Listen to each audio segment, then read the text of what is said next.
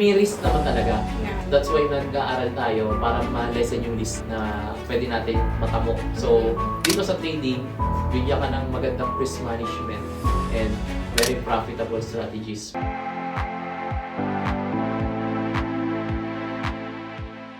Welcome to our LTA podcast. And actually ito, sobrang hindi ko na nagagawa recently dahil nga nung na-pregnant na ako. Sobrang hindi ko na kaya, gano'n. Pero I'm really grateful na to have you here. Siyempre, we're really happy na you chose LTA to be part of your trading journey. And nakakatuwa kasi, di ba, freshman ata hanggang mag-clear Actually, Forex 101. Yung yeah, hanggang Forex orientation. 101, oo nga, hanggang Forex 101 ka, hanggang nag-senior sa buong journey ng LTA, na-capture Buong phase. talaga. Buong phase. Buong face dinaanan talaga ni Jowo tsaka yung team niya. So ngayon, anong reason bakit ka nag-enroll with LTA? Actually, mas gusto ko kasi matuto, mas gusto ko nung i-focus ng 100. Before kasi, nag-trade na ako, pero hindi ako yung talagang fully dedicated or kumbaga hindi focused. Kumbaga may times na mag-trade lang ako, pero once a week, parang gano'n. So sabi ko, bakit kaya hindi ko i-focus? Kumbaga gusto kong i-full-time yung pag-trade aside from dun sa ginagawa ko. Kasi nagkaroon ako ng mas malaking time na para yung free time. Kumbaga kasi may business na po kami. So mostly nasa business kami. Pag wala akong ginagawa, instead na nag-ML ako, nag-mobile games ako. Ang sabi ko parang hindi ako productive. So ilang oras din ako nakapag-ML, ilang oras din. Sabi ko, instead na may pinagkakitaan ako, nag-isip ako ng pwedeng pagkakitaan. Sabi ko, ituloy ko na lang yung trading journey ko. Journey mo, oo. So, bakit mo nagustuhan ng trading? Pumaldo ka ba? Bigla ka bumili ng malaki? What made you interested sa trading? First, Bitcoin. Sa Bitcoin, natuto ako ng Bitcoin since 2020, 2022 yung nag-trending yung Bitcoin, yung may mga Axie, yung mga laro na gano'n. So, nag-invest ako sa Bitcoin. Wala siya, hindi ko pa alam yung trading talaga, yung futures. Ang alam ko na yung spot trading, yung kahit bumaba yung Bitcoin, okay lang. Basta meron ka lang doon, investment. Ngayon, nag-introduce sa akin ng futures, mas maganda daw yung kitaan doon kasi buy and sell lang, tapos may leverage doon na kahit $100 or $10 nga lang, $10 lang yung account mo. Pwedeng maging $100 in an instant, parang gano'n. So doon ako nasudog. Kasi minsan tinatry ko $100, tapos may mga leverage doon yung nagsugal ka na. Oo, ang tawag doon cross may mga cross margin. So tinatry ko yung trading, buy and sell. Dali lang to, buy and sell. Basta pag malo, buy ka, pag high sell ka. Wala, hindi talaga effective. And then, ayun, tapos biglang, after a year, so hindi ko masyadong tinutukan, like, passive lang siya, bili-bili ako ng Bitcoin, pababa. And then, dumating yung point na, 2024 naman po, nakita ko naman may mga sa TikTok, nakikita ko yung mga trading nila, sabi ko, candles. Last year. Ako, 2024, nakita ko. Subok nga ako yung Forex naman sila, Forex. Ngayon, ko yung Forex, may mga kaibigan ko na nagko-Forex. Dito ka na sa Forex kasi mas mas kalmado, unlike sa crypto. Sa crypto kasi very hindi babaliwalayin yung yung kahit yung naka-trend line ka, kahit naka-technical analysis mo. Hindi na-respect, basta sisipain ka lang nila, sisipain ka ng SL mo, SL, tapos ayun, naging yung Forex daw, malumanay lang. So, yung analysis mo, nire-respect niya. So, ayun, nagtry ako ng Forex, YouTube University. So, YouTube lang ako, search ng strategy. Pero kahit gaano kaganda yung strategy, hindi ako nagiging profitable So, ano mga naging challenges mo nung time na nag-aaral ka sa YouTube? Puro strategy lang, walang risk management. Yung SL mo, hindi mo alam kung ilang lot. Kasi di ba sa Forex may lot yan. Kahit sa mga trading, may lot size yan. So hindi mo alam yung lot size mo pala, $100 na yung pag nasunog. So hindi mo expect na, uy, ang laki ng bawat drawdown, $20, $20. Hanggang sa, naghanap na ako ng mga pwedeng, mga pagturo sa akin.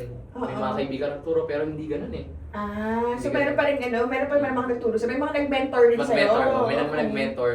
Pero hindi, parang kulang. hindi siya yung parang fundamentals. Hindi po, Oo. ang tinuturo nila strategy kung Strategy na talaga. Parang ito, buy ka dito. Basta ito, buy ka dito, sell ka dito. Oo. Itong time na to, may mga ganun. Tapos last year, 2025, December yun, bakasyon na. Ang dami ko nakikita yung sa, parang ang taas ng gold kasi, di ba? Yeah. Tumataas yung gold that time eh. So, lahat sila naka-forex. Forex nakita ko lagi, ang taas ng gold. Tayo, buy tayo dito, buy. And then, may time ako nun. Sabi ko, bakit kaya i-pursue ko tong trading? Nag-start ako ng maliit lang, gano'n lang, maliit. Tapos January, doon ko nakita yung LTA. So nakita ko kayo yung paano yung mga reviews, yung mga story nila, kung paano nag-start na. Ano paano mo nakita? Like, nag-ano ka lang? Nag-search ka? Sa Facebook. Kasi pag yung mga feed mo, Forex, or mga na yung algo, no? Yung algorithm eh. So, yung mga, actually, yung mga schoolings, madami talaga eh. Ayun, nakita ko rin yung vlog mo, Coach, yung Coach Lady, sabi na, papaldo ng mga pinapakita mo yung blue. Sabi, nakakaingit naman to. Sabi ko, gusto ko rin ng ganyan. So, nag-inquire ako. Nung nalaman kong may 599 na Forex 101, sabi ko, i-try ko to. Binitbit mo lahat, Binitbit ko lahat, Kasi ayoko lang, ako lang yung marunong eh. Gusto ko, pag nasunog ako, sunog din sila. Damay. Pero maganda yung pag may kasama ka, hindi ka boring mag-trade. Kasi community kayo, kahit 5 nga lang kayo, masaya kayo, sabay-sabay kayo nag-trade. Yung isa yung bonding nyo. So, sinama ko na, dinamay ko sila. And then, ayun, nagustuhan naman nila. Kumbaga, nung Forex 101, nalaman nila, kala nila sugal ang trading. Which is hindi pala. Kasi ang nagiging sugal pala ang trading yung sa mga scam. Lalo na yung paano ko papahiramin mo yung pera. Okay na yung invest mo sa akin yung pera mo, kung bahala papalaguin. So they thought, siya, scam talaga? Kala nila scam. So yun yung perception nila about trading, yung mga kaibigan mo, scam kaya siya. nila baka skeptic pa sila parang, ano ba yan? Sure ba yan? Baka mamaya, kala nga nila nung una, yung pyramiding, yung mga ganun, networking. Actually, wala naman sa networking kasi naman talaga sila. Okay naman, kumbaga, depende lang sa mga, tao eh. Pero, yung pag negative kasi agad sa, di ba, sa... yung stereotype. Stereotype. Ay, sama kayo sa akin, basta. May puntahan tayo, tuto tayo ng trading. And then, nung Forex 101, doon nila natutunan kasi parang, mayroong mga pahapyaw na mga lessons, mga technicals, na yung mga ito pala siya, hindi pala siya sugal, ito pala hindi mo lang kailangan i-invest yung pera mo dun sa tao. So pag ganun Forex 101, nag-debug yung nila, misconception about it. Yes, kumbaga parang doon nila nalaman na, meron palang ito pala yung candles, ito pala yung ginagawa ng ng market, ito pala yung gold, pwede mo pala i-trade to. Kala ko pwede ka trade ang gold lang sa mga alahas lang. Pwede mo pala i-trade sa sa digital. So natuwa sila. So ngayon, naintay sila, parang sige, tayo freshman tayo, fundamentals talaga from scratch. So, sumama rin sila sa akin kung ilan sila. Damay din sila eh. Damay sila.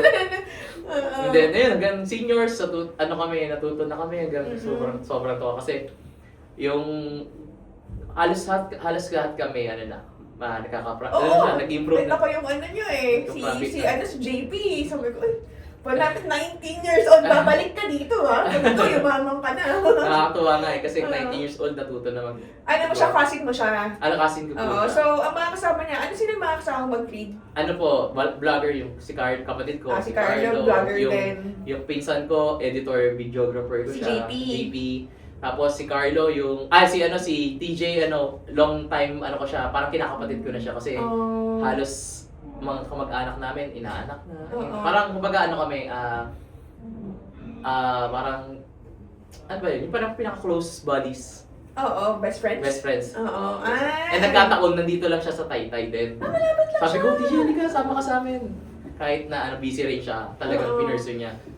So, yung dinamay niya yung buong kaibigan niya at mga kamag-anak niya dito sa trading. And ngayon, alam mo yung sobrang zero knowledge yung mga yun. Pero right now, grabe, ang gagaling na mag-present. Sabi ko, pag kayo talaga pumaldo sabihan niyo ako di ba? At least nakaka-relate na sila sa akin pag nagsabi ako na tara, pasok tayo dito. May magandang setup, papakita nila yung setup nila. try mo to, pakita mo. Tapos gaganon sila. Tapos ako naman, syempre, natutuwa na ako kasi ako dati yung gano'n eh. Oo. Ngayon, at least alam na nila. Oo. Well, ang kinaganda pa niyan kapag iba-iba kayong asset. Iba-iba yung Diba? asset. Kung isa nasa stock shop, diba? Yung isa nasa crypto. Kasi parang lang naman eh. Same lang naman technical. Maintindihan mo, fundamental. Same pa Same rin. lang. Apply mo lang sa mga iba't ibang asset. Oo. Pero, ganun pa rin, di ba? So, pag ngayon, magkakaiba kayo ng asset na tinitignan, at least alam nyo na, uy, tara, oil tayo. Kasi yung oil, ganito, ganyan. Ay, sige. Tsaka nakakatuwa na kasi meron silang mga iba-ibang strategy na. Oh. Yung kunwari, pag 9.30, sa DG30 tayo, US30, magandang volatile doon. Buy stop, sell stop tayo. Parang gano'n, may mga gano'n silang strategy. Tapos may tinuturo sila. Ako natutuwa na ako kasi dati ako gano'n ako. Hindi nila mag-gets yun dati eh. Basta pasok ka lang dyan. Ang bala. Buy ka lang buy. Ngayon, naiintindihan lang. Kasi nung freshman, ay lang yun eh. Yung Forex 101, tsaka yung freshman. Usually yung wala pang technical analysis eh. So, nung natuto sila technical analysis, naiintindihan nila ngayon. Oo, nice. Nakakatuwa.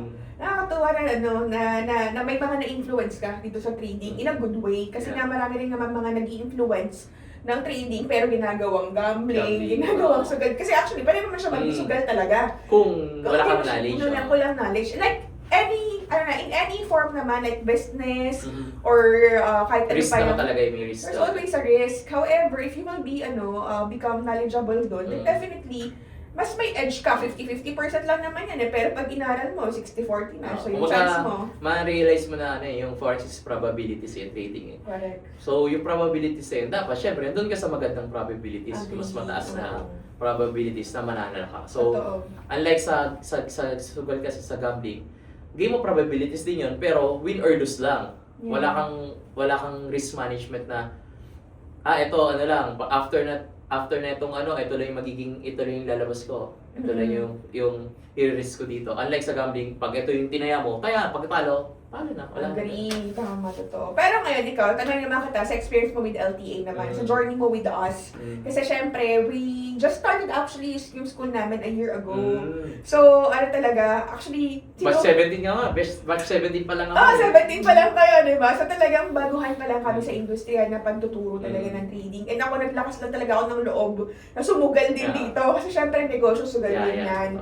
And I'm really grateful lang din talaga kay Lord na talagang in-orchestrate niya yung business in a way na makapag-bless na mas maraming tao. Sobrang happy ko na talagang na-build to si LTA and marami talaga natutulungan din. Kasi nakikita ko may mga umuwi from different provinces, merong mga galing sa ibang bansa pa. Talagang mga seaman. Mga seaman. They Mga really classmate ko travel. seaman eh. They really travel just for the sake of learning here. And nakakita sila ng opportunity na, pwede pala ako mag-aral ng face-to-face, diba? So ngayon, I just want to know how LTA helped you na mag-go sa trading journey mo. And kamusta yung naging journey mo from the time na nag-start ka sa Forex 101 hanggang ngayon pag-graduate ka na tomorrow? Actually, ang dami ko pang natutunan kasi doon sa mga knowledge na nalaman ko before na sa trading, kala ko na yun. Meron mo yung mga fundamentals, basic fundamentals pala na talagang aaralin mo yung bawat step by step, yung lot sizing mo, yung paano mag-compute, paano yung targets mo, yung mga pinaka number one ko, yung technical analysis. Natuto ako ng technical analysis kasi dati, pag nakita kong mataas ang volume, pasok na yan. Yung pala may mga technical, may trend lines pa pala, may mga price action pa pala, may mga FBG, may mga, basta pag nakapag-enroll siya, malaman din nila lahat. Pati yung strategies, doon ako pinaka-favorite ko yung seniors kasi doon tinuro lahat ng strategies. Kumbaga kahit yung pinaka-coach namin, tinuro yung strategies nila itself. Kaya nakakatuwa. And then syempre yung mga experiences na hindi maganda, at least na sabi na nila para hindi na namin experience yung nangyari sa kanila before. Dati mali ko dati, ganito ako dati.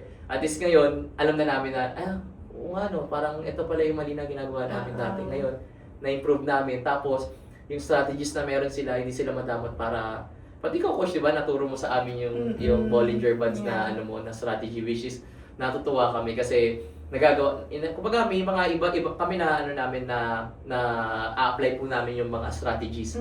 Then dito namin lahat kinukuha sa LTA. So much learning, sulit na sulit yung buong namin. Ano pinaka-favorite ba na tinuro sa'yo all throughout ng LTA journey mo? Yung strategies po talaga, yung ICT, SMC. Kasi hindi ko alam na doon pala nagre-react yung mga market. Like, para siyang sniper entry talaga na, kasi dati late na eh. Parang nafu-FOMO na ako pag alam kong bullish na siya. Papasok na ako, gagana lang. Yung pala, meron pa pala siyang baka siya magre-react dito sa market dahil sa order block. So, tinuro lahat yun sa senior course namin. Kaya, so yun yung mukhang ima-master mo na. Yes nga, Coach. Actually, magkakaroon kami ng upcoming course na talagang in-depth ng ICT. Kasi maano yan eh, malawak yan eh. Actually, ang SMC ICT, napakalalim na topic yan. Oo, talagang ano yan. Kasi hindi kaya ng 3 araw yan. Like, you have to spend like, pag sinilip mo siya sa YouTube, marami siyang module. Like, ang kapal na topic niya. That's why ngayon, we're planning nila Coach Carl na talaga mag-conduct ng training about ICT SMC. Kasi ang dami rin kayo mga estudyante na nagre-request ng gano'n kasi gusto nila mas malipin ka. Yung may mga na knowledge na regarding sa forex. Yeah, oo. Kailangan talaga may foundation kasi hindi mo maiintindihan yung SMC, ICT nang wala kang deeper knowledge. Oo, kasi talagang siya medyo strategy na talaga siya, hindi na siya pang beginner talaga.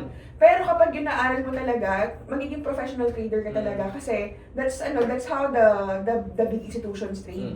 So kapag mga bangko, yan sila, that's how they really see the market din. So you will be looking at the market the same way how professionals are looking at the market. So ganun siya. Kaya maganda siya. Parang mas tumaas yung yung risk-reward ratio. Dati 1:2, okay na ako. Yung pala sa SMC, ICT, pwede pa lang na more than. Oo, lalo na ako sa mga higher time frames. Kapag tinitignan mo na mga weekly, mga monthly time frame, yan, mas mataas na yung probability. Mataas yung probability at the same time, optimal yung entry mo. At the same time, mataas yung risk-reward ratio. And mas less yung stress. Yes. Mas less yung stress kasi mas may tiwala ka na saan ba yung babalikan ito. And makikita mo talaga na doon talaga bumabalik. Most especially, hindi sa gold kasi medyo mapapansin mo, iba yung galaw ni Mark ni gold eh, parang may toyo siya. Pero pag tinignan mo sa mga forex, mas pina-follow siya. Ganon. Kaya nakakatuwa na-enjoy mo yung SMC ICT kasi kahit yung mga coaches natin dito, yun din yung strategy nila.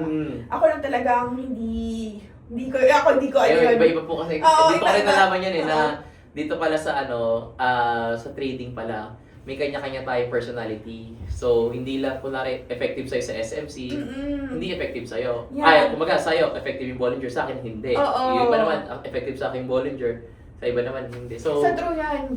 Kaya na-realize ko rin yan kasi actually tinayo ko tong school na to, I was really imposing my strategy to them. Tinuro ko sa kanila na ito yung strategy, tuturo natin ito sa ganyan. Pero na-realize ko na, hindi pala ibig sabihin na naging effective siya sa akin, magiging effective sa ibang coaches. So doon ko na-realize na parang, okay, so we have to teach the student in a way wherein they will be able to find their own. Doon ko na-realize na parang, bakit ka magbubuo ng eskwelahan, ng trading, na i-impose mo yung strategy mo? Iba naman yung personality na, iba yung background, iba yung history niya, iba yung risk appetite niya, iba yung capital exposure niya. And even how he thinks, magkaiba. So parang sabi ko, dapat talaga ibigay sa kanya lahat ng pwede niya ilalat. Di ba kasi ang ginawa natin dyan is freshman ka, tinuro mo na yung basic terminology. Para at least pag nakikinig ka na sa sophomore, yun pala yun. Di ba? Ma-realize mo na, ito pala yun. Kumbaga, ihahain na sa'yo lahat dito eh. So, ang gagawin mo na lang, pipiliin mo na lang, mag-fit ka na lang ng gusto mong strategy. Tapos, na mag-fit sa'yo. Kasi freshman, di ba, tinuruan kayo ng mga mga basic combination ng mga indicators. So, kung indicator trader ka, ayan lang lahat ng indicator. Bahala ka na anong gusto mong gamitin, pero kami gagayad namin kayo, ano yung proper combination yan. Kasi pwedeng mag-stochastic ka, tapos nag-RSI ka. Redundant na yan. Sasabihin namin sa'yo, you cannot use stochastic and RSI at the same time. Same lang. Di ba? Kasi same lang yan. Mamaya, gumamit ka ng Bollinger Band, tapos may MA200, MA50, MA20 ka dyan. Nagde-dead cross tsaka golden cross ka. So parang redundant na siya. Pag mga ganun, syempre tuturo namin sa mga estudyante na wag ganun kasi redundant. Yung proper way of using indicator talaga. Kasi yung indicator, nakakatulong naman talaga siya para mas papabilis lang pero not to really shortcut yung pag-aaral more learning sa trading. Kasi yung iba, ang ginawa, tinuro yung indicator, pero hindi mo na naiintindihan yung concept behind the indicator. Dati nga yun po ang alam ko ang indicator, entry, ayun yung pagiging mo ng entry tsaka exit mo Hindi pala. So, ano lang siya, additional confirmation mo lang. Yes, oo. Siyempre, at the end of the day, doon pa rin tayo sa structure. Market structure, area of value, kailangan naintindihan mo area of value, confirmation, entry, exit. So, yung kumbaga, yung indicator, nandun na siya sa confirmation talaga. Hindi siya yung parang pinaka-main, Hindi ka magre-rely doon. No, oo. Kasi karamihan din talaga. Yun, kasi yun napapanood sa online. Di ba, makita ko sa online, makita ko sa lagi ka lang na RSI, tapos pag yung makita mo, oversold, ano ka lang dyan, overbought. Ganun, di ba? So, yun siya. Kaya nakakatuwa. Hanggang sa na-realize namin na, ay, okay, so kailangan naman ilatag lahat sa mga estudyante, lahat na kailangan matututunan. Pero overwhelming siya, di ba? Overwhelming talaga. Oo. Pero ano naman, ang kagandahan naman kasi, inaano sa amin, in-explain sa amin ng talagang step by step. So, hindi na bibiglain na, ito RSI, ito yan, ito yung ganyan yan. Hindi, kumbaga little by little. Kunwari, isang oras na for RSI lang, at paano siya ginagawa, ano yung indicators, ano yung ginagawa niya pag overbought na, oversold na. Yeah. So, ngayon, after nun, ipapartner na siya dito sa gantong. So, hindi siya yung bibigyan na lang sa'yo, parang hindi na siya yung bibiglaan ka. Pero, Yeah, agree, diba? So talagang hanggang kaya na nag-senior kayo, mas madali nang intindihan mas madali na po. diba? Kumbaga, mas madali mo na lang i-adapt yung mga strategies kasi alam mo na yung basic foundation eh. So, hindi ka na malilito sa yung mga weeks saan pupunta, yung order block, eto dito. Hindi alam mo na kung yung mga yung saan yung support and resistance, pinaka number 1 support and resistance kasi doon talaga lahat eh. Doon yung pinaka foundation ng yung strategy eh. Support, resistance. Agree. Oo. SNR pa rin talaga. At the end of the day, doon ka pa rin SNR. nagbabalik-babalik Yeah. sa SNR pa rin talaga. And then, nagkaroon naman tayo ng fundamentals, di ba? Like, nag-junior naman tayo. Junior, Ako, fundamentals. favorite ko ang junior talaga. Favorite ko ang fundamentals kasi, di ba, kinuwento sa'yo yung mga candlestick. Doon naman sa junior, tinuro sa'yo, bakit nagkaroon ng ganong candlestick? Bakit nag-print ng ganon yung candlestick, Yeah. di ba? So, yun yung mga sa more on sa economics na. Di ba? Natuwa ako doon kasi parang ang alam ko lang dati, technical analysis lang yung doon lang gagalaw doon sa ginuguhit Price mo eh. movement lang. Yung pala, meron palang rason yun, bakit siya Yeah. umakyat, ba't siya nag-print ng ganito katataas na candles. Mm-mm. Yung pala dahil gera, Oo. dahil nag-impose ng interest rate, Yeah. si Trump nag-tariff siya, so doon nag-react yung market. Mm-mm. So, doon ko nalaman na kaya pag chine-check ko lagi pag ba't biglang bumubulusok si USD. check ko, may news pala, ganito. Doon ka nalaman yun. Tapos, meron din pa ako strategy sa juniors, kaya maganda rin sa juniors kasi yung may tinatawag na mga news, impact news, yung mga high impact news na like yung NFT tinuro sa amin, yung non-farm payrolls na parang pag ganito, pag gold siya, pag green siya, bullish siya, so maganda yung news. Tapos yung mga unemployed. Yeah. So, doon din yung market. May time din yun. Kunwari, 8:30. Oo. Abangan mo yung news na yun. Pag sabihin, pag siya, good news siya, bullish, pag So, madami pong natutunan sa juniors din. Kaya nakakatuwa po siya. Siyempre, napakahusay din ng coach natin dyan, si Coach John Luna. Coach John Na, slash pastor. So, every Sunday din. Every Sunday siya ang ating pastor. Nagtuturo naman sa, natin, sa faith. Just to, Spiritual naman. Yeah, more on sa spiritual side naman ng trading. Kasi siyempre, di ba, dahil na emotional journey siya, stressful journey ang trading, kailangan din talaga ng spiritual support na how will you ask God to help you na magkaroon ng wisdom when you trade, Guide guide ka niya. Yeah, Kasi mahirap talaga siya and talaga nakaka-stress. Talagang sobrang thankful din kami kay Pastor John Luna na talagang siya yung nag-guide sa mga estudyante na makatulong with their spiritual and their faith na naka-angkla doon sa pag-trade nila, diba? So, yun. Ayoko nga ng economics dati, coach eh. Talaga? Oo. Pero enjoy mo na. Yung juniors ako, parang nagustuhan ko kasi nakaka-relate na ako. Kasi kumbaga, pala siya. Ito pala yung ginagawa ng market. Kaya merong magaganto, barter change, may yung mga Fed, yung mga interest rate, ito pala yung mga credits. Kumbaga, dito pala siya nag-work. Yeah. So, nakakatuwa. Diba mapapansin na parang, ano bang paki ko sa interest rate? Tapos doon pala na-realize parang, ay dapat pala may pake ako sa interest rate. Kasi yun pala yung makaka-apekto sa overall na sentiment. Bias mo na siya eh. Oo, diba? Bias mo na siya eh. Yeah. Before, wala ka naman pake sa interest rate eh, di ba? Ngayon, yung interest rate, yun na yung inaantay mo na magkaroon ng announcement si Fed na, akit tayo ng interest, di ba? Pag nagkaroon ng news sa FOMC, pag-release ng FOMC, ayan na, bagsak daw yung interest rate, siguro, bugpaan na yan, bullish na yan, di ba? So, yun nakakatuwa doon kasi talagang yun talaga mag-determine syempre ng profit mo rin talaga. At the end of the day, yes, okay yung technical, pero pag kinombine mo yung fundamental Mas effective eh. Oo, dyan ka talaga papaldo. Tsaka yung dun ka mag-base ng bias mo eh for the whole month eh. Correct. Like, yung may news na ganitong high impact news, dun ay na magiging bias mo for the next week. Yes, lalo na job reports. Pag talaga nasundan mo rin yung job report, kasi yan na yung mag-determine ng ekonomiya ng bansa na yun. Kapag yung mga job report na yun, alam mo na, gumanda yung job report, o possibly gumanda rin yung ekonomiya ng bansa na yun, so baka bullish na yun. So, position ka na kay gold na, bearish gold, di ba? So, yan, nakakatuwa sa fundamentals. And dyan talaga ako pumapaldo ng sobra. Sa funda rin. Oo, sa funda talaga. Dyan talaga ako kumikita ng malaki sa funda. Tsaka dyan ako talaga parang naging interesado na talagang aralin ko kasi talagang dyan ako kumikita ng malaki sa mga news talaga. And then, nag-senior na, ako kasi meron na ako strategy talaga. Strategy ko talaga kasi indicator trader talaga ako. So, kasi gusto ko, kasi very mobile ako tao so parang kahit nasaan, ganyan. Gusto ko, yung phone ko, kita ko na agad na parang magbabay na ako, mag-sell na ako. Punta natin yun na ako na higher time frame. Kasi nag-shift na ako from scalping to ayoko na kasi ng swing. Ayoko na kasi ng scalping. Pero yun, nakakatuwa na siyempre ikaw, na-enjoy mo yung SMC, di ba? So I hope na sa mga next na gathering natin sa SMC tsaka ICT, maka-join ka din. Pero ngayon, nagdag ko lang na question, di ba naging OFW ka? Yes po. So ngayon, marami tayong mga viewers dyan na mga OFW din. Baka sa tingin mo na kailangan aralin ng mga OFW itong skill na to para makadagdag sa kanilang source of income? Yeah, yun. First of all, mga classmate ko puro halos OFW eh. Na umuwi talaga sila para mag-aral. Yeah. So, para sa akin, kung may chance ako dati na mag-OFW, yung nag-OFW may chance ako matuto ng forex, gugustuhin ko eh. Kasi additional extra income siya.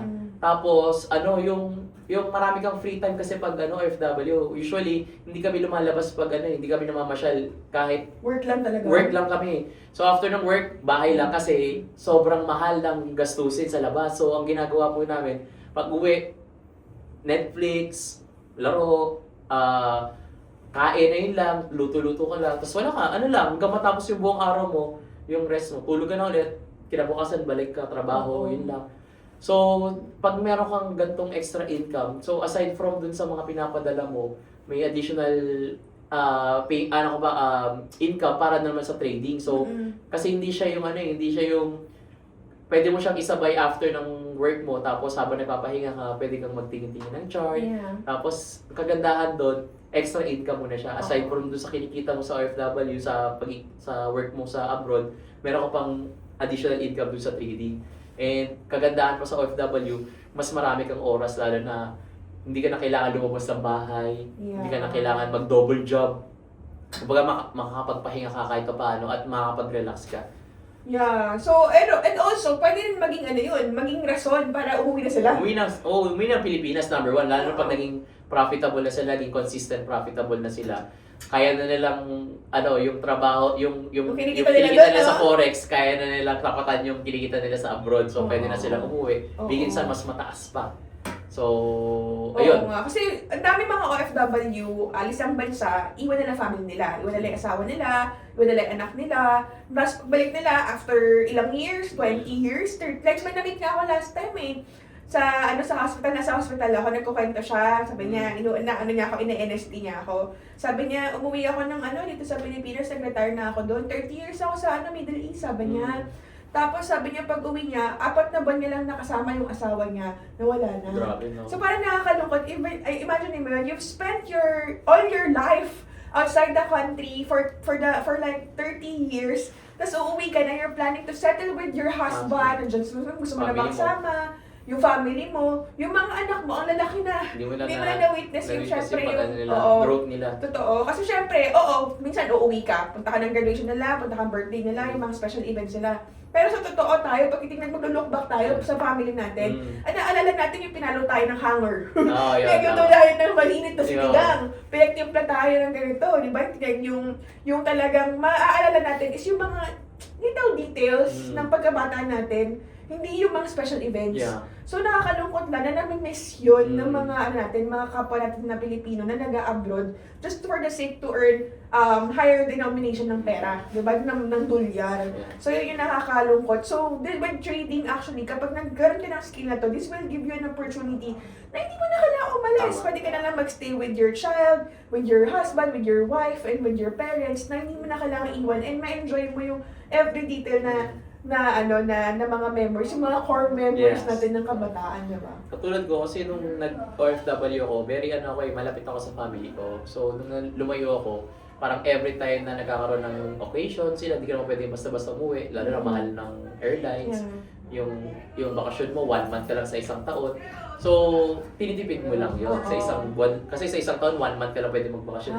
So, titipirin mo yun dapat dun lang sa, kunwari, summer ka lang pwede magbakasyon. Kasi hindi mo pwedeng gawin na, yung occasion na holiday season, yun yung pinaka-busy, bawal Lalo sa kang, industry yeah. So, lagi akong umiiyak pag nakita ko sila nagse-celebrate na masaya sila doon, na natuto. Hindi naman nalulungkot ako na wala ako doon, pero nami-miss out ko lang kasi yung mga happenings, yung mga masasayang moments. Yeah. And syempre, kumbaga nasanay ka na kasama sila, and wala ka dun sa manulungkot ka talaga, then nag-celebrate ka na mag-isa ka lang. Oo. So, ayun. Lalo mga Pasko, nag-smile ito, mag-post lang ng pictures sa isa nila, no? Diba? So yun yung na talaga nakita ko na pwedeng possible na magpabago sa sitwasyon ng Pilipinas. And nakikita ko na hindi na lang, kasi before, yung mga gagraduate, ang lagi na lang parang nilulook forward na mag-a-abroad na ako, pupunta na ako sa ibang bansa. Iwan agad yung family, di ba? Pero this time, we're shifting. We're seeing people na hindi na lang puro pag-abroad yung tinitignan. Kasi they can earn here in the Philippines. And ang kinaganda sa trading, yan yung pinaka-the best na tingin ko, pinaka-blessing sa atin ni Lord sa skill na to is, imagine mo, you're earning dollars and you're spending in peso. Tama, oo. Diba? Ang laki ng buying power mo. Oo, sobra. So if kumita ka lang na $20 ngayon, na na-cover mo na yung buong minimum wage mo, Sa diba? isang araw. Na nagkumita ka ng in 1 minute, 2 minutes. So, sabihin natin 1 hour mo kinita yung $20. Pero, not bad pa rin. If you're working 8 hours straight, tapos sa ibang bansa, magkano, ang tagal mo magtrabaho doon, diba? Pero ito, ang nabibili mo dito, hindi lang pera Oras, diba? And yun yung nakikita ko na pinaka-blessing ni Lord dito na dapat natin makita na talagang bakit natin siya kailangan aralin, ilagdag sa skill natin, diba? Yes. So, ano masabi mo naman sa mga tao na skeptical pa rin dito sa trading?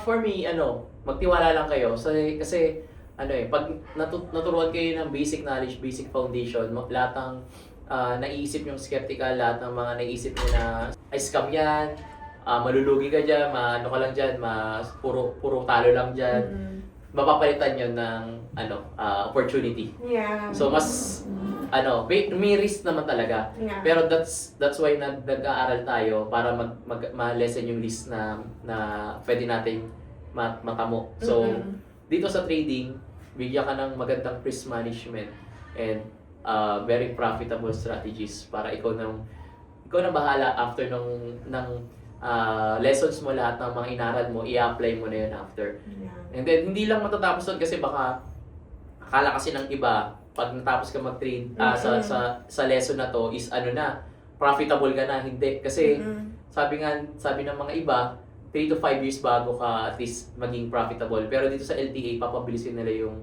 progress na yon na dati 3 to 5 years na magiging profitable ka. Pero dahil may aral ka, may foundation ka, baka less than a year, kaya mo na maging profitable. So, ayun, that's why ganda.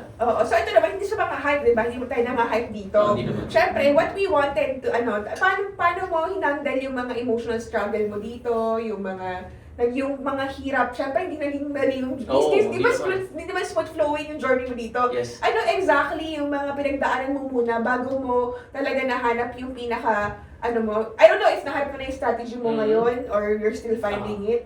Pero ano yung mga pinagdaanan mo struggle in the past or like when nag-start ka a year ago, ano yung mga na-experience mo, na tingin mo, na kailangan mo i-share sa mga viewers natin para malaman nila yung mga dadaanan nila? Okay. Ayun nga, nasabi ko na kanina yung risk management, yung wala akong SL before, yung hindi ako nag-SL. Kung mag-SL man ako, ang lakas, yung lot size ko is napakalaki. Hindi ko alam yun, yung hindi ko ginagalo yung lot size ko dati. Tapos, ayun, lagi nasusunog. Sunog. So, lagi pong sunog. Magkano nasunog dito sa trading? Ayoko sabihin, baka mapanood na. Okay to. Pero, ayun nga, ano siya, sinabi ko na charge to experience or yung parang less additional tuition fee ko. Pero dahil dito sa LDA, nababawi-bawi ko na yung negative ko. Kumbaga paunti-unti. Kasi nag-start ako ng maliliit lang ngayon na yung profit ko maliliit pero consistent na. Consistent. Hindi ko agad inaagad yung malaki. Maliit lang pero consistent. So magkano ang target profit mo ngayon? Actually, dapat at least 1,000 a month eh. Oh, not bad. So, Kaya 1,000 a month, magkano yun in a day? Sa isang araw? Parang papatak ng divide mo siya into 30, di ba? Or hindi, divide mo siya into 20. Kung 20, kasi 20 1,000, days lang eh for 22, di ba? Kung hindi ka naman siguro mag-trade every day. Kung 20 days, $50 per day lang! Di ba? Kaya-kaya. So, $50 a day yung target mo. Kasi minsan, usually, pag nag-trade ako, nag-set ako ng at least 1% eh. So, at least 20. Kung isang trade ka, pwede na $20. Tapos, next week, minsan makakadalawa ka sa isang araw, $40. Yeah. Kung matatalo ka man, maliit lang. So, like for example, matalo ka, pero maliit lang, very $10 lang. Okay, minsan, mas maliit pa doon kasi may risk management na tinuturo yung LTA na hindi yung minsan mananalo ka kasi yung lot size dati kaya ang struggles ko dati sige nanalo ako ng $40 paldo ako isang araw lang yun pero nasunog naman ako ng 50 nasunog naman isang trade lang sunog naman ako ng 60 nanalo ako ng $30 sunog naman ako ng 50 so mas malaki pa yung talo na kan kaysa dun sa panalo. Nakita ko nga yung defense mo kanina, di ba? You're trading USD JPY. Yes, Nakita ko naman, okay yung risk reward mo doon, 0.12 ba? 0.12. Kung ang target mo in a day, magkaroon ka ng $50 lang per day, okay na yun, di ba? Sobra na, $60 sobra na siya, di ba? So ngayon, kung magkakaroon ka man ng loss, magkano loss mo na $30? $30 lang. $30. So, okay na din kung magkakaroon ka naman ng 60. Kunwari, manalo ako ng isa lang, may $60 ako. Kahit matalo ako ng 2 beses, break even eh. Break even pa rin eh. Natalo sa 2 trade. Dahil nga may strategy ka, meron ka ng may gap, meron ka ng advantage na kaya mong kunin yung additional. Kunwari, meron kang ang kahit 60% win rate ka lang sa trading, malaking bagay na. Yeah, totoo. Kaya nakakatuwa talaga na dapat naintindihan natin yung risk-reward ratio, risk management talaga, pag-compute ng lot size, ng pips, di ba? Sobrang importante. Kasi ang strategy, napakadali na lang eh. Very basic na lang sa iba eh. Kumbaga, pag pinanood mo sa YouTube yung iba, pero yung tuturo sa'yo dito, foundation eh. Yung foundation kung bakit mo ginawa yun, bakit ito yung strategy mo, yung risk management mo, number mo talaga na. Kailangan ito lang yung risk mo, hindi ka pwedeng lumabas dito. Yeah. So, ayun. Ayan, so ngayon maraming mga tao na syempre gusto nila matuto din. Ngayon, gusto mo eventually ba maging mentor din ng trading, ganyan? Naku, di ba ako magaling eh. Pag siguro capable na ako or may napatunayan na, siguro that's the time na siguro ako naman magturo para sa mga taong nangangailangan. Pay it forward Pay it naman. forward naman. So yun, nakakatuwa naman na syempre, pag-graduate ka na, and mukhang top 1 ka na naman ata ng klase. Laging top 1 na naman ng klase. Nakachamba lang po.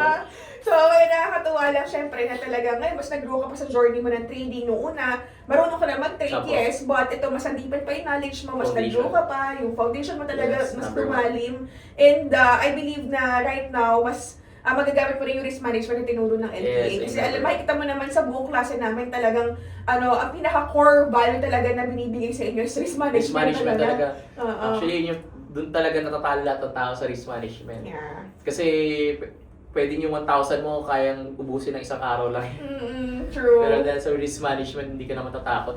Yeah. Kahit $1,000 or may $100,000 ka, basta may risk management ka, never kang Agree. matatakot. Agree. So ngayon, do you recommend LTA sa mga viewers natin na mag-enroll sila? Ako, personally, lalo na, binablog ko siya. So, ako, hindi naman ako basta-basta nag-vlog ng, ano lang, yung bara-bara lang. Gusto ko yung lahat ng binablog ko is, na-influensya ako ng maganda, nakakapag-influence ako na, through, lalo na, charity, di ba? Tumutulong din po kasi ako sa mga riders, sa mga dati, kasi dati, nag-start ako as Grab rider eh. So, ngayon, ako naman nung nagka-blessing ako, gusto ko naman i-share naman sa iba. Pay it forward naman. Oo. So, ako naman yung bahala sa kanila kung hindi sila makabili ng mga gears na helmet. Pero ngayon, hindi lang helmet ang kaya kong ibigay. Pwede ko silang nourish kung ano yung, or i-influence na ito yung trading is pwede nyong gamitin kahit nasa bahay lang kayo. Kahit part-time job nyo lang, pwede nyong gamitin, pwede nyong gawin, pwede kayong kumita na malaki. So, ayun ang kagandahan dito sa trading. So, hawak nyo oras nyo, hawak nyo yung, nasa inyo kung paano kayo magiging profitable. Yeah. Plus, may trabaho pa kayo. So, pag na-conquer nyo yun, or lalo na mas mataas na yung profitable nyo, minsan baka mamaya maging full-time trader na kayo, mas marami na kayong oras para sa pamilya nyo. Yes, so, tama, nakakatuwa. Pero ito, last question ko rin, nabanggit mo na kasi yung driver. Yung kapatid ko kasi, panda rider din yan. Yung kapatid, si Arden. Si Arden, panda rider yan. Pero IT graduate siya, mas pinili niya mag-panda rider. Kasi ayaw ko, mas malaki siguro yung kita. Actually, yung nag-grab ako nun, kaya kumita ng 1,500 isang araw. Oo, diba? Imagine mo ako, kasi IT siya, kumikita siya ng minimum.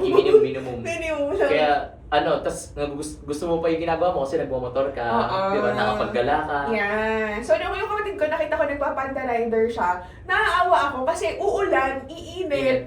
Tapos, sabi ko, hala, di ba parang delikado yung ginagawa mo? Hanggang sa pinilit ko siya na mag-trade ka na lang, tignan mo kumikita ako ganito, ganyan. Hanggang sa in-enroll ko siya ng in-enroll. Kaya naintindihan ko yung mga kaya pag may mga dyan, mga riders tayo dyan, mga grab food, yung mga panda rider, ganyan. Oo, nakikita ko talaga na pwede sa inyo maging pinaka main source nyo rin talaga ang trading kasi nabago niya yung life ng kapatid ko eh. Tama. Galing nga ni Coach Arden yung nagturo sa amin guys. Delivery rider yun pero ang galing na niya. Actually, lahat ng strategies niya na ngayon ginagamit na namin eh. Pati yung mga bots. Yung mga bots niya. Yung mga, yung mga signals. So, very effective siya. So, yeah. SMC yun. Hindi nyo kailangan i-risk yung katawan nyo para sa magkasakit. Okay naman yung delivery kasi wala namang masama dyan. Pero, syempre, mas okay kung malilas nyo. Kumbaga, kasi may family kayo. Di ba? So, ang delivery rider, pag nasa kaliwang bukay na yung... kasi napaka-delikado. Everyday may nasa-semplang, may na-aksidente. So, much better kung kaya nyong pagsabayin yung trading tsaka to, tapos maging profitable na kayo sa trading, edi baka iwan nyo na rin yung delivery. Or ilesta lang yung Ilesta oras na na paglabas, diba? So, ayun na. Maraming salamat, Jowa, for the opportunity na ma-interview ka dito sa ating podcast. Kasi syempre, for choosing LTA to be part of your trading journey. Kasi talagang alam ko na may reason to. Sabi ko nga kanina, may purpose si Lord. Ba't ka napunta dito? Bakit talaga nagkaroon ka ng eagerness aralin yung trading? Kasi naniniwala talaga ako na marami kang mai-influensyahan, marami kang mapag-sharean, marami kang matutulungan na makapasok sa industry na to. Kasi I believe na talagang kaya natin makapag-impact pa ng 1 million Filipino lives. Hindi lang 1 million. More than. Kasi 12 million yung followers mo eh, di ba? So more than 12 million na yun sa'yo, di ba? Sa'yo pa lang 12 million na, 13 million na nga eh. Di ba? Congratulations pala sa 13 million followers. So, I believe na marami tayong mai-impact ng mga tao. Alam ko na magiging normal source of income ang trading dito sa Pilipinas, di ba? Magugulat na lang kayo everywhere, sa kainan, sa restaurant, sa hotel, mga traders na, di ba? So, ayun yung na-visualize namin dito. And I hope na, syempre, ikaw, Jowo, maging ma-fulfill mo yung vision ni LTA, di ba? So, ayun lang. Maraming salamat, Jowo. Thank you, salamat po. Sa mga coaches natin, napakagaling nila. Kumaga, hindi magiging ganito yung knowledge ko, hindi magiging ganito yung naramdaman ko kundi dahil sa mga coaches na napaka-sisipag, napaka-tiyasyaga na turuan kami. As in, kahit marami kaming tanong, sila talaga 100% silang ino-all out nila. Yan. So, maraming salamat. Thank you so much. Salamat po.